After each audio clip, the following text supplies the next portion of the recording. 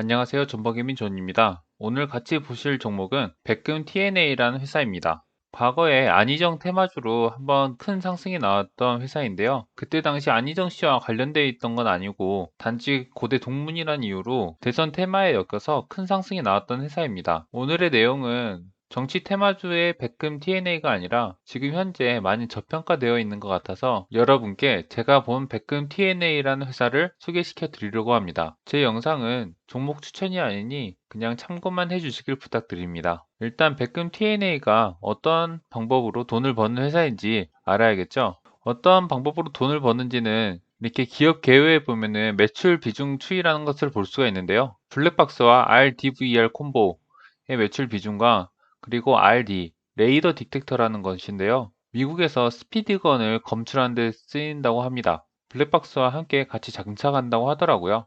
이 레이더 디텍터가 미국 시장에서 50%의 시장 점유율을 차지하고 있습니다. 2018년 기사로 한번 어떤 회사인지 좀 더 살펴보겠습니다. 미국 수출이 2018년에 급증했다는 기사인데요. 레이더 디텍터와 무전기 수출에 호주에 입입어 매출이 1000억 원을 돌파했다고 합니다. 저희가 앞에서 살펴봤듯이 백금 TNA는 레이더 디텍터와 산업용 무전기 그리고 블랙박스를 제조를 하는 회사인데요. 이런 것들은 이제 모토로라와 코브라의 ODM 방식으로 제공이 된다고 합니다. ODM 방식이 뭐냐면은 백금 TNA가 만들고 모토로라, 코브라의 브랜드를 씌워서 판매가 되는, 그러니까 제조를 대신해주는 방식으로 물건을 파는 겁니다. 이게 2018년도 기준으로 이렇게 해외에 공급하는 게 매출 중 95%나 차지하고 있다고 하네요. 여기서 한 가지 알 수 있는 것은 수출 비율이 높다 보니까 이게 원화 약세가 되면은 이 회사의 이익도 증가할 거다라는 정도도 예측을 할 수가 있는 부분입니다. 이렇게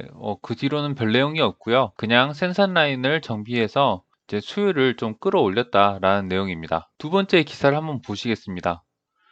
백금 TNA 러시아와 일본 공략. 러시아와 일본 공략에 나선다고 하는데 러시아와 일본에는 그 DVR과 레이더 디텍터를 결합한 콤보 제품의 수요가 늘고 있다고 합니다. 처음에 그 기업 분석에서도 봤듯이 미국에서 시장 점유율을 계속 차지하고 있고 코프라와 벨 에스코트, 무전기는 모토로라에도 수출을 하고 있죠. 2012년도에 해외 공장 이전으로 부담이 커서 어려움을 겪기도 했지만 그래도 잘 안정화가 됐다고 합니다.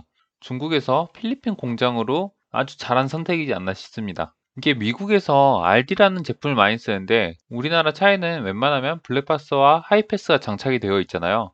그것처럼 미국 차에는 RD라는 레이더 디텍터, 그러니까 경찰의 스피드건을 감지하는 장비를 장착을 한다고 하는데요. 그걸 왜 장착을 하냐면은 미국에서 과속을 하게 되면은 벌금도 세고 심할 경우에는 범죄로 처벌까지 받을 수 있게 되어서 이게 한 번만 그걸 감지하면은 본전을 뽑는다고 생각을 하기 때문에 그렇게 RD를 모든 차에 설치를 한다고 합니다. 그리고 이 백금 TNA라는 회사는 최고 수요층인 미국의 50%를 차지를 하고 있고요. 그 RD 제품은 블랙박스와 같이 콤보로 묶여서 장착을 한다고 합니다. 이제 백금 TNA가 어떤 물건을 파는 회사인지 아시겠죠? 그러면 한번 이 회사의 재무에 대해서 살펴보겠습니다. 네, 이거는 지금까지 연도별로 재무 추이인데요. 그 16년도를 기점으로 17년도, 18년도, 19년도 이렇게 영업이익이 꾸준히 증가를 하고 있습니다. 이번 분기를 보면은 1분기에만 52억을 팔았는데요. 그만큼 회사가 점점 더 물건을 많이 팔고 있다라는 것을 볼 수가 있습니다. 다시 연간으로 넘기다 보면은 이렇게 부채율이 2017년도까지에는 100%를 넘어갔었는데요. 2018년도부터는 70%대로 부채를 많이 상환한 것을 볼 수가 있습니다. 2017년도부터 매출이 이렇게 폭발적으로 증가한 것은 기사를 잠깐 다시 보시면은 2016년도부터 7년간 독점 공급 계약을 했다고 하는데요. 그러니까 2016년 이후로 2017년, 18년, 19년 이렇게 매출액이 증가하고 영업이익도 증가하는 것을 볼 수가 있는 거죠. 앞으로 7년간 독점 공급 계약을 했다고 하니 앞으로도 영업이익이 점점 더 증가할 것이다 라고 저는 개인적으로 생각을 하고 있습니다. 그런데 여기서 한 가지 살펴봐야 되는 게 작년 영업이익이 185억이 나왔는데 현재의 시가총액은 460억입니다. 이렇게 성장을 조금씩 하고 있는 회사인데 시가총액이 지금 상당히 저평가되어 있는 상태라고 보입니다. 작년 기준 ROE가 4.5인데 그 전에 12.5, 9.1인 걸로 봐서 대략적인 퍽 값을 7 정도로 준다고 하면은 거의 1,000억 정도의 시총이 나와야 적당하다고 생각이 되는데, 현재는 작년 기준으로 퍽 값을 2.5에서 3 정도만 받고 있는 아주 저평가된 상황이다라고 저는 생각을 하고 있습니다. 공시에서 좀 더 특이점은 10이 발행을 했어요. 이제 10이 발행을 했는데 10위는 이제 좋을 수도 있고 나쁠 수도 있다라고 이제 말씀드렸잖아요. 그래서 살펴보시면은 2017년도에 10위 발행을 결정을 했고요.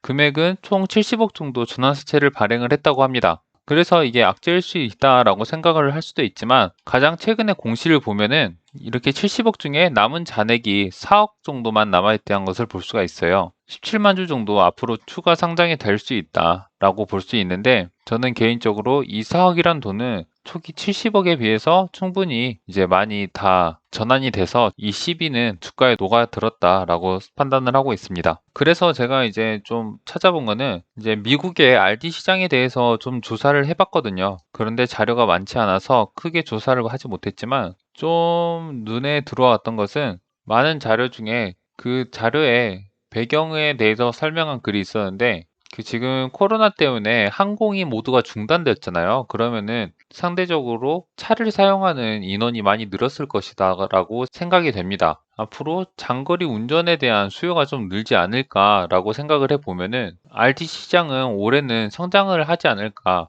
조심스럽게 한번 추측을 해보고 싶습니다. 이렇게 재무추이에서도 봤듯이 1분기 52억을 달성을 했는데요. 2분기, 3분기의 실적이 어느 정도 될지 좀 기대가 되네요. 그리고 영상 초반에 이게 수출 기업이라고 해서 원화 약세일 때 수혜를 받을 수 있다고 말씀드렸는데요. 그 부분도 재무제표에서 확인을 할 수가 있는데, 이제 영업이익에서 기타 수익 부분, 이 기타 수익 부분에 작년 12월 기준으로 4억 정도인데 13억으로 는 것을 볼 수가 있죠. 거기에서 외환이익이 12억 정도, 작년에 비해서 엄청나게 는 것을 볼 수가 있습니다.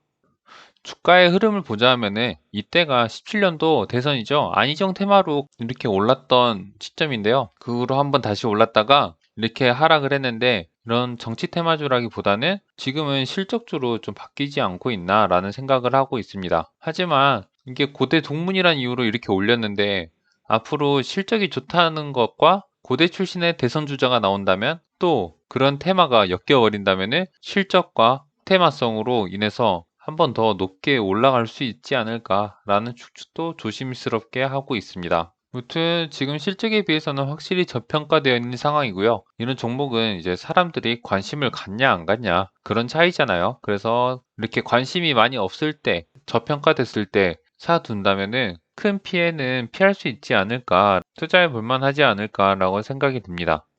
영상을 찍는 이 시점에는 저는 현재 이 종목을 사지 않은 상황이고요. 앞으로는 어떻게 될지 모르겠는데, 여러분도 여러분들만의 조사를 통해서, 그리고 합리적인 생각을 통해서 주식 투자를 하시길 바랍니다. 저의 말이 되게 달콤한 말이 많이 있었던 것 같은데, 그런 것들도 저의 판단이 아니라 여러분들께서 직접 한번 보시고 여러분들의 판단으로 한번 투자해 볼지 말지 결정해 보셨으면 좋겠습니다. 이상 존버개미 준이었습니다. 구독과 좋아요 부탁드립니다.